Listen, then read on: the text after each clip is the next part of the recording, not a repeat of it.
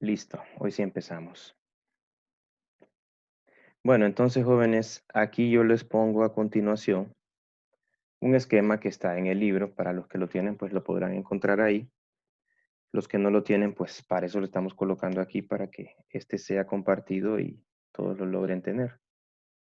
Entonces, vamos a mostrar a continuación este esquema. Tengo un problema con la barrita que no se me quiere ir de aquí. Vamos a ponerla acá. Bien, entonces, jóvenes, este cuadro que tenemos acá viene siendo un resumen de todo lo que hemos venido mencionando. Entonces, dentro de la ecodiversidad tenemos dos tipos. Tenemos la biodiversidad, que son los factores bióticos que conforman a los ecosistemas. Y tenemos la etnodiversidad, que está conformada por las etnias. Y dentro de esta etnodiversidad tenemos dos tipos de recursos, los tangibles y los intangibles. Anoten, porque esto se los voy a mencionar ahorita. ¿Qué es la diferencia entre un recurso tangible e intangible? Lo tangible es todo aquello que podemos tocar, medir y cuantificar, mientras que lo intangible es todo aquello que no podemos medir.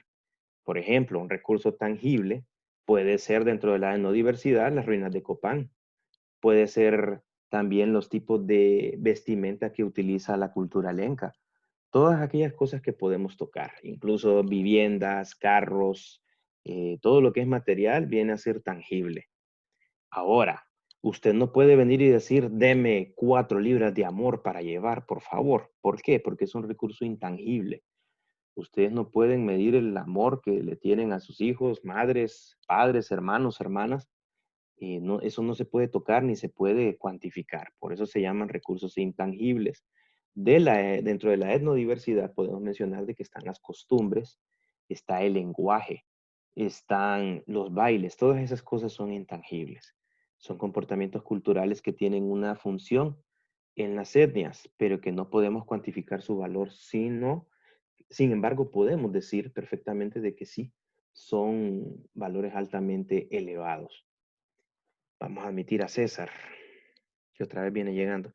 Entonces, eh, dentro de la biodiversidad, vamos a mencionar cómo se mide esta. Y todo esto ya lo hemos visto nosotros. Ya lo vimos anteriormente, pero aquí está más específica.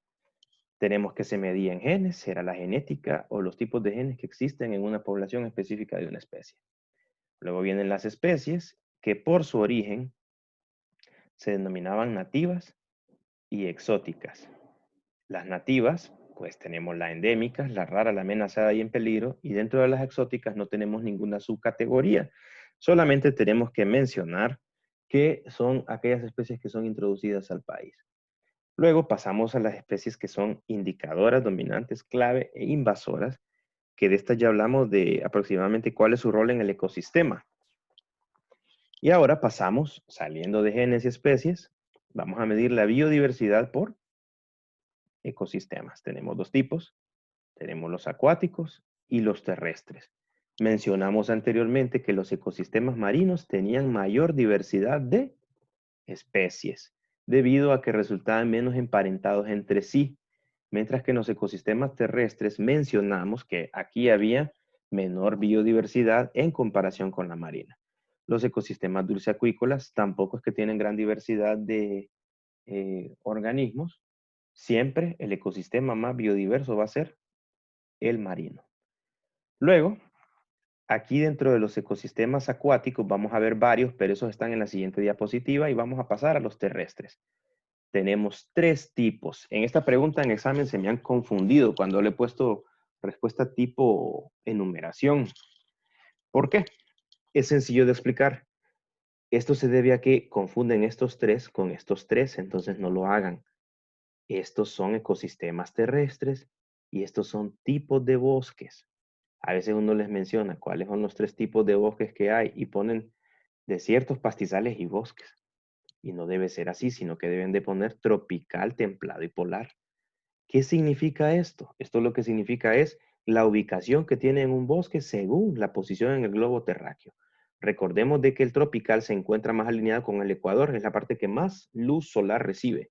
El templado son aquellos bosques que tienen las 4 estaciones y el polar Son aquellos bosques que se acercan a los polos, pero no llegan hasta el final de los polos, debido a que ya son regiones demasiado frías.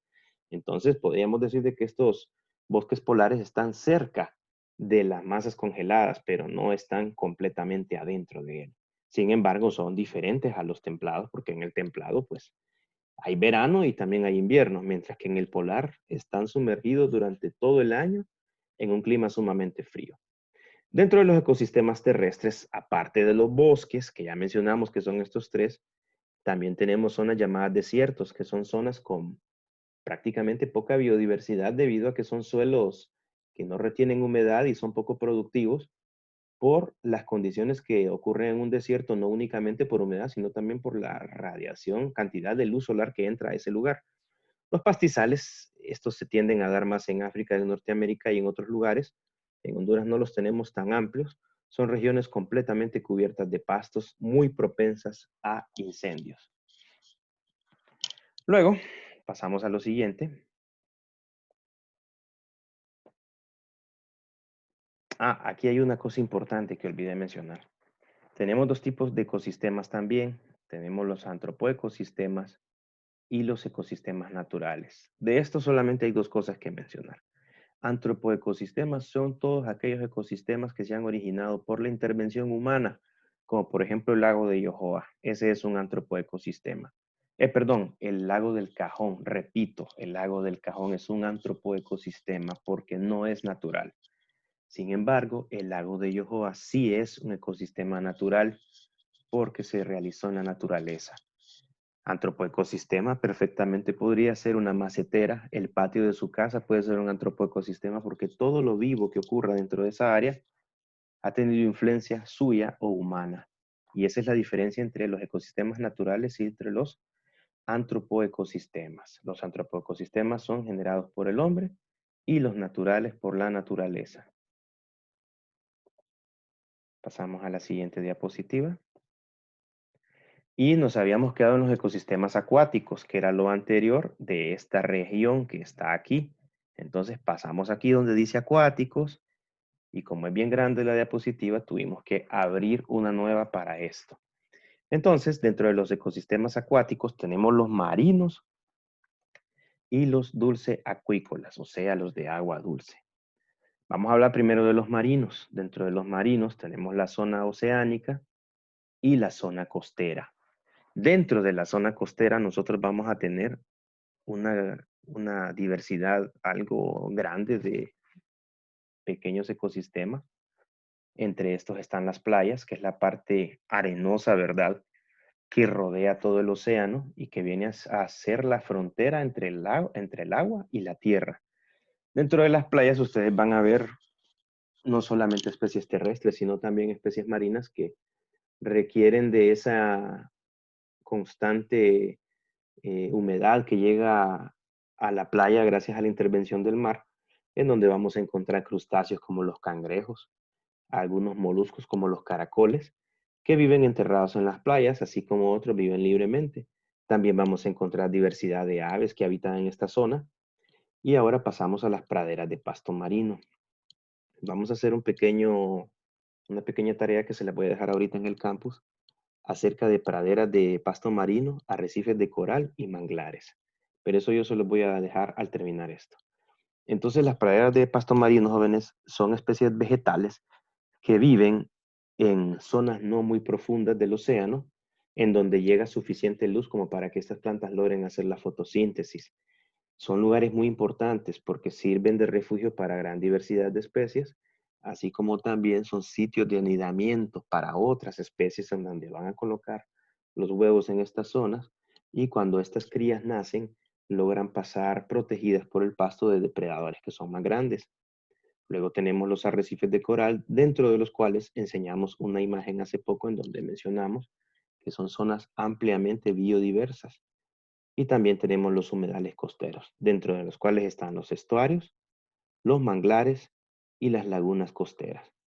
Entonces, vamos a ir viendo cada uno de ellos, pero antes quiero mencionar de que los manglares y los arrecifes de coral tienen una función bien importante para nuestro país.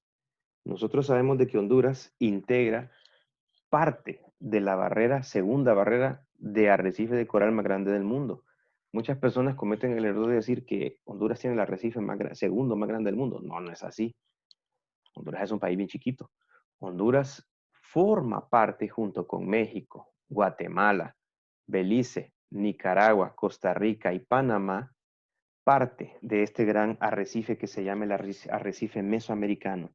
Y miren qué coincidencia que los dos primeros arrecifes más grandes del mundo, uno está en Australia y el otro está en Centroamérica. Dicho de otra manera, son arrecifes que están en la zona ecuatorial. Volvemos a hablar de la incidencia de la luz solar y de su capacidad de producir en los ecosistemas. Entonces, por esa razón, es que hay tanta biodiversidad en estas regiones. Pasamos a las aguas dulces o los ecosistemas acuáticos dulceacuícolas. Tenemos dos tipos, los de aguas corrientes y los de aguas quietas. Dentro de las aguas corrientes tenemos las quebradas, los arroyos y los ríos. ¿Cuál es la diferencia entre cada uno? Dentro de las quebradas podemos mencionar de que la mayor parte del tiempo se dan en condiciones de terreno bastante intrincadas que permiten que las aguas puedan escurrir y formar las escorrentías y formar un pequeño cuerpo de agua. Los arroyos tienden a ser más intermitentes y los ríos ya están casi presentes todo el año, aunque en nuestro país hemos secado muchos ríos debido a la intervención humana y a la destrucción de las microcuencas. Recordemos que los ríos son la unión de varias quebradas y arroyos que van llegando hacia un punto en común de confluencia. Luego pasamos a los ecosistemas dulceacuícolas de aguas quietas. Entonces, los de aguas quietas son las lagunas, los lagos y los pantanos. Aquí la diferencia es de que las aguas corrientes están en movimiento, pues, y aquí una cosa bien importante es la oxigenación continua que se da en estos lugares.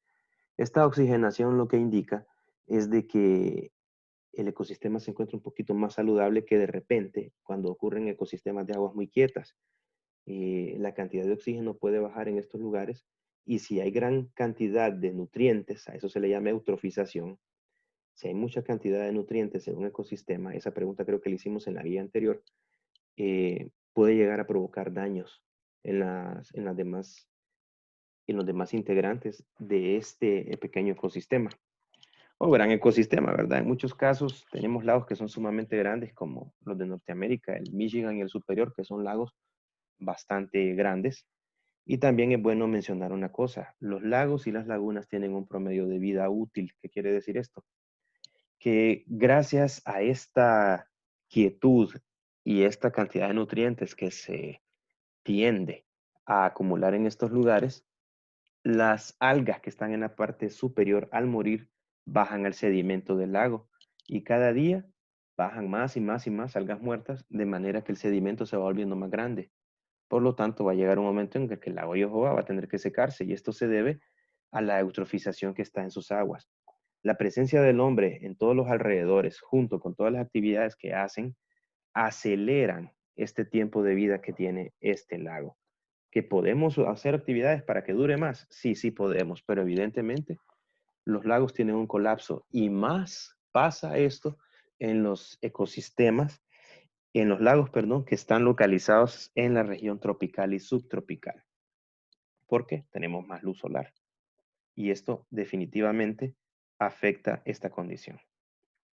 Ahora vamos a hablar sobre las causas que han llevado a la disminución sobre la ecodiversidad. Vamos a ir a favor de las agujas del reloj. Primero que nada, la sobreexplotación. El ser humano no sabe cuándo parar y está utilizando un recurso mucho más rápido de lo que éste se puede llegar a regenerar. Y aquí es donde entramos de nuevo a aquel concepto que vimos en la primera clase llamado desarrollo sostenible. Perdón, en la segunda clase. El desarrollo sostenible nos dice, está bien, utilicemos, pero no explotemos. Entonces, la sobreexplotación es exagerar dos veces una cosa. Políticas inadecuadas. Hay que hacer una revisión de todas las leyes y ver qué cosas realmente son adecuadas y realistas en lo que vivimos en nuestro país y no vienen a ser inadecuadas, como se menciona en este pequeño apartado. Los desastres ambientales provocados en la mayor parte del tiempo por la mano humana también vienen a ser una causa directa para la disminución de la ecodiversidad. Introducción de elementos exóticos. Es cuando llegamos a un lugar y, por ejemplo, metemos gatos o gallinas en un área protegida. Estos dos animales son sumamente nocivos en estos lugares ya que atacan todo lo que se mueva. Y son elementos exóticos que están viniendo a dañar elementos que han estado ahí durante toda la vida, ya que son nativos de la zona. Siguiente, no valorar la ecodiversidad. Aquí es donde entra la educación ambiental. Y nosotros vamos fomentando y explicando por qué es necesario valorar algo. Y la gente les puede decir, pero esta planta no sirve para nada. Eso no lo sabemos aún. Miren, por ejemplo, ahorita con esta enfermedad de este coronavirus, están investigando por todos lados en donde se puede encontrar algún componente y muchos de estos vienen de las plantas. Y con el pasar del tiempo es que se van volviendo sintéticos, pero realmente provienen de plantas muchos de ellos. Desigualdad distribución de los recursos. Obviamente hay personas que no tienen la misma cantidad de recursos para producir que los terratenientes u otro grupo de personas. Y esto pues genera nuevamente causas para la disminución de la ecodiversidad, ya que estas personas que están restringidas en una sola zona tienden a sobreexplotar una sola región. Y por último, la del deterioro y destrucción de ecosistemas. Esto puede surgir por muchas causas. Deforestación, tala irracional, introducción de cultivos nuevos en una zona, introducción de la ganadería, etc. Dinámica energética de los ecosistemas. Aquí únicamente quiero mencionar algo que habla solo sobre los niveles tróficos. ¿Qué es eso de nivel trófico? Trofo significa alimento. Y aquí lo que queremos hablar es lo siguiente. Los únicos organismos de la naturaleza que pueden producir su propio alimento son las plantas. ¿Cómo lo hacen? Ellas vienen y reciben el agua del suelo. Sabemos de que la molécula del agua se llama H2O, el componente químico. Y también reciben el dióxido de carbono, en la mayor parte de los casos proveniente de nosotros, también de los animales y de otros organismos. Entonces, el agua y el dióxido de carbono es capturada en las hojas. Y gracias a la luz del sol, esta planta logra integrar el CO2 más el H2O y lo convierte en moléculas de glucosa. C6H12O6 es la fórmula de la glucosa. Le ponemos nombre a esto, vamos a decir que esto es dióxido de carbono, agua en presencia de luz en esta región y finalmente se forma la molécula de glucosa. Y aquí dice más 2 oxígenos. ¿Qué significa? Significa que la planta se queda con el oxígeno, pero nos da de vuelta a nosotros el dióxido de carbono convertido en oxígeno, lo cual ayuda a limpiar el aire y también a que nosotros tengamos oxígeno para poder respirar. Entonces, las plantas vienen a conformar el primer nivel trófico y son los productores. Se les llama productores primarios y son el primer grupo que se va a encargar de empezar la vida en la Tierra. Sin ellas sería imposible vivir para todos nosotros. Dependemos completamente de las plantas. Luego, ¿qué pasa? La luz del sol, como les digo, gracias al agua y al dióxido de carbono, hace que las plantas sean productores. Luego viene un herbívoro y se alimenta de estas hierbas. Y a este herbívoro le vamos a llamar consumidor primario. Luego viene una serpiente y se alimenta de este herbívoro llamado consumidor primario. En este caso puede ser un conejo o alguna especie de roedor, que dicho sea de paso, los conejos no son roedores, son lagomorfos. Vean la diferencia también en la cola, las orejas y otras cosas. Más que todo es anatómica la diferencia. Pero hay que recordarlo para no andar diciendo de que los conejos son roedores, porque estaríamos en un error. Viene una serpiente y se alimenta del conejo. La serpiente sería el consumidor secundario y luego viene un águila y se come a esta serpiente. Y el águila sería un consumidor terciario. Cuando el águila muere y cae al suelo, ahí ya entra otro factor, que son los descomponedores que se encargan de reintroducir todos estos nutrientes al suelo y por lo tanto los productores volverían a asimilarlos y vuelve a comenzar este ciclo. Por eso se llama cadena alimenticia. Entonces, ahí les queda, les voy a dejar la presentación también. Pasamos a lo siguiente. Este es un cuestionario de reforzamiento que les dejo. Por favor, trabájenlo. Ahí también les voy a... Esto se va a llamar tarea ecodiversidad, así que recuérdenlo, ¿verdad? En tarea ecodiversidad les pido que me agreguen este cuestionario y un resumen sobre manglares, arrecifes de coral y pastos marinos. Solamente eso. Luego, aquí tenemos el Sistema Nacional de Áreas Protegidas llamado SINAP, que ha propuesto diversas categorías de manejo. Para nuestro país tenemos la Reserva Biológica que protege ecosistemas con procesos naturales inalterados. Entonces aquí se busca de que no entre nadie a hacer más que estudios científicos con la menor intervención posible. Tenemos la zona de Guajiquiro y el Cerro de Loyuca, ubicado en el Zamorano, allá por Tegucigalpa, es dentro de Francisco Morazán. Tenemos también los parques nacionales. Aquí se conservan muestras representativas de ecosistemas naturales. Tenemos la Tigra, tenemos también el Parque Nacional Cuzuco y Pico Bonito en La Ceiba. Refugios de vida silvestre. Aquí buscamos proteger hábitats para especies silvestres.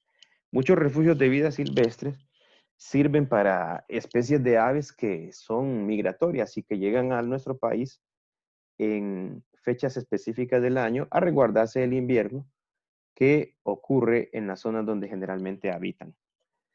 Tenemos cayos cochinos, tenemos corisalado, entre otros. También tenemos el área de manejo de hábitat o especies, conserva hábitat y especies asociadas con su uso sostenible de recursos en el área. Aquí está el área de Jicarito en Choluteca. Pasamos ahora a la zona forestal protegida. Aquí pues lo que se busca es conservar los bosques para tener un aprovechamiento sostenible. Vamos garantizando de que hayan suficientes árboles para que si en el futuro llegan a faltar, con las semillas que estos producen logremos reforestar. Tenemos también los parques nacionales marinos. Aquí se protege la biodiversidad en zonas de la plataforma continental y espacios costeros aledaños. Se considera que todas las islas de la bahía es un parque nacional marino. Sin embargo, podría decirles de que no es una realidad tan acertada porque hay bastante intervención en estos lugares. Es una cuestión de que el turismo ha venido a ser más importante que el mismo ecosistema marino. Y entran tantas personas a este lugar de que el ecosistema está sufriendo mucho gracias a tanta intervención humana, sumado al montón de barcos que llegan año con año.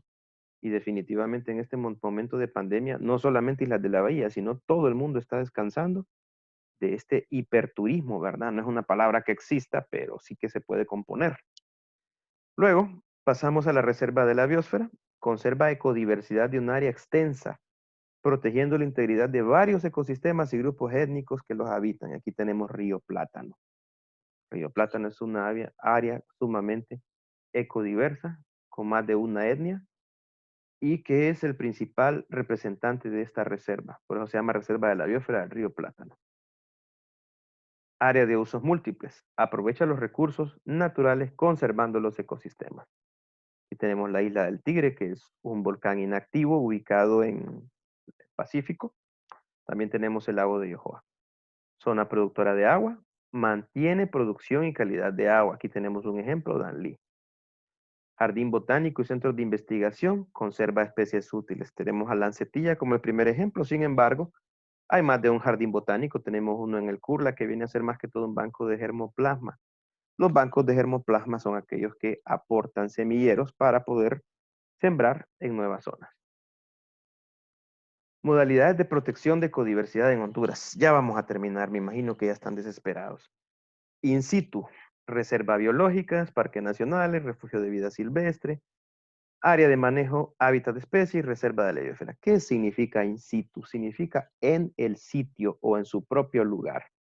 Entonces, aquí protegemos toda la zona para proteger una especie específica o más. Ex situ significa que nosotros hemos sacado la especie para protegerla en una zona específicamente para su trato.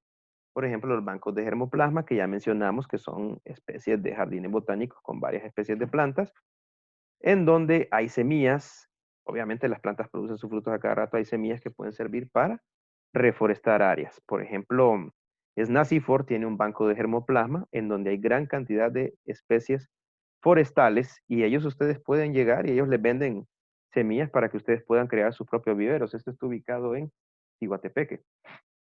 Los jardines botánicos también tienen función de investigación científica, apreciación de las plantas, eh, entre otras cosas, plantaciones experimentales, viveros, huertos familiares, zoológicos, herbarios y museos, entre otros. Aquí también podemos poner los mariposarios, que son zonas ex situ, y aquí puse zoológico 2 veces, entonces les pido que lo corrijamos en el cuaderno y escribamos la palabra zoocriaderos. Los zoocriaderos, jóvenes, son categorías específicas de conservación ex situ, en donde únicamente se trabaja con una especie. Por ejemplo, hay zoocriaderos de iguanas, hay zoocriaderos de cocodrilos, hay zoocriaderos de mariposas, cada uno con su diverso funcionamiento o fin. Y ya terminamos, miren, hemos concluido por el día de hoy con la presentación. Les cuento de que creo que vamos a examen en la próxima clase. Entonces, yo voy a estar comunicándome con ustedes para ver qué más hacemos. Y cualquier cosa podemos habilitar los micrófonos si tienen dudas o comentarios. Lick, o sea, para el ensayo, ¿cuál sería la fecha de entrega? Miren, acuérdense la diferencia entre ensayo y resumen. En el ensayo, ustedes escriben de acuerdo a su idea, a lo que ustedes captaron. En el resumen, ustedes únicamente agarran un texto y pueden copiarlo tal y como está, con el objetivo de que les sirva de estudio para el examen. Para este podemos dar una semana de tiempo, creo que es bastante. Y ya me mandaron el otro, el ensayo de grupo de 3. No, ese es el que estamos preguntando. No, eso es el que Ah, preguntan. yo creí que es que hable más específico porque acabamos de hablar de uno ahorita, el resumen. No, entonces miren, Que va la guía que está en las diapositivas, ¿verdad? correcto, es que ese es otro. Vamos a hacer una cosa entonces. Les voy a habilitar ahorita el tiempo para ambos ensayos, les voy a dar una semana. ¿Están de acuerdo? Sí, Está bien. perfecto. Perfecto, entonces ahorita se lo voy a programar aquí en el campus virtual. Recuerden que la tarea de ecodiversidad que mencioné en la charla se llama tarea de ecodiversidad. Entonces no vayan a confundir el otro ensayo. ¿Ok? Ese es individual, ¿verdad? Ese es individual, sí, correcto. Bueno, Y chicos. ahí iría la guía que nos enseñó. ¿Y cuál es otra? La cadena, algo así dijo. No, cadena trófica solo se los enseñé. Iba la guía, Y cuando le pero ¿La guía? especifíquenme bien la pregunta porque no puedo explicarles si no me mencionan bien. Las bueno, yo tareas casi no lo entendí ahí, licenciado, Espérenme, primero en el uno. ensayo que vamos a hacer. Ajá, mencione. Explíquenos la tarea de ecodiversidad. Primero. Correcto. Primero esa. Ok. Sí, La esa. tarea de ecodiversidad, ahí está en la diapositiva, solo tienen que leerla. Es todo. Lo único que tienen que agregar, porque no está ahí, es hacer un pequeño resumen de una paginita cada uno sobre manglar, arrecife de coral y pastos marinos. Eso se lo van a agregar al final de ese pequeño cuestionario que está ahí, que es la tareita de ecodiversidad. ¿Ok? Está bien, Lick, gracias. Perfecto. ¿Cuál era la otra pregunta? La otra guía es la guía de 3, nada más. Ah, muy ¿Cómo le bien. va a poner a esa? El Miren, ensayo de 3, ¿verdad? Que primero, es mini, ¿cómo dice? ¿Qué es mini qué? el ensayo que es en grupo de 3 y cuál es el otro ensayo. No, el que acabo de mencionar ahorita. El de grupo de 3 se mencionó la semana pasada. Y el de Ah, ahorita es el que está en la misma diapositiva. Yo les voy a mandar el video y les voy a mandar la diapositiva. O sea que van a tener los dos recursos para poder estudiar. bien. Recuerden que este es tema de examen. Me decían sobre el otro ensayo. ¿Cuál era la pregunta? Disculpen. ¿Del primero? ¿Cómo va a ponerle el nombre en el campus virtual? Para Muy así bien. no confundirse, porque muchas personas como que entienden a confundirse. Lick. Solamente les pido una cosa y les pido aquí comprensión. Ahorita son tantas